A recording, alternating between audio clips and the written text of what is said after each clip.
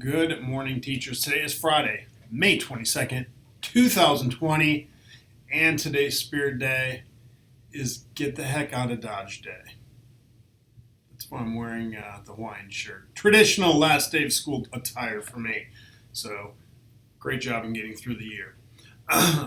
Couple things. First, for the graduation parade, if you're not handing out diplomas and you want to be here with signs, horns, confetti, or anything else, please be on the parade route.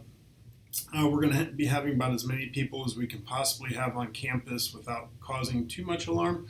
And seeing teachers on that 3-mile journey through town will mean a lot to students and their families. So please come out to the parade. I'm pretty sure many of you will.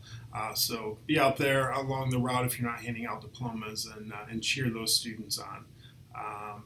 If you've also not done so, make a short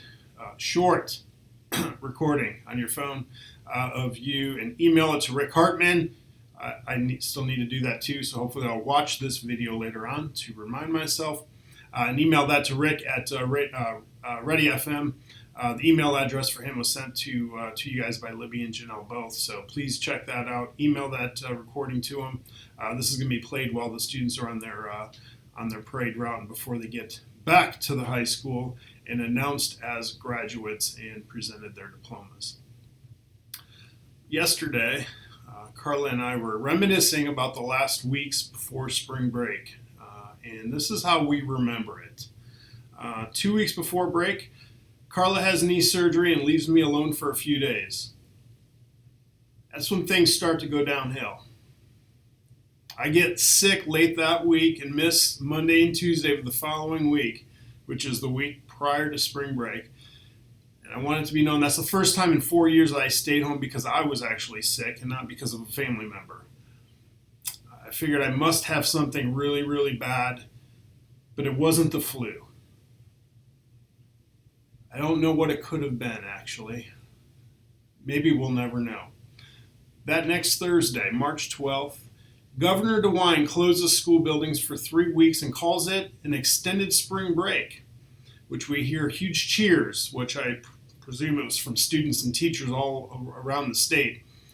That wasn't accurate, and he clarified that the next day, that teaching and learning would still continue, but we're just not coming into the buildings. And it wouldn't be a recording if my phone didn't ding.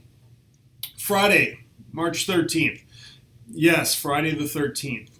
Carla and I are in an admin meeting at central office when my phone rings. It is Angie telling me the fire alarms were going off. I calmly tell her to get out of the building, and I would be right there. Hang up the phone, I turned to the admin team and told them that I had to leave the meeting because the high school was on fire. It was about 10:15 in the morning. I walked quickly to the exit because I didn't want to cause too much alarm, and then I sprinted.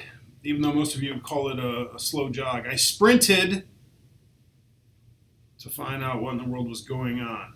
It was a faulty smoke detector. After being outside in that cold for about a half hour, we found out it was a faulty smoke detector that wouldn't shut off, and we decided to dismiss the students at 11:30. That was the last time we had them in our classrooms. Crazy end to our year. At least inside of the building.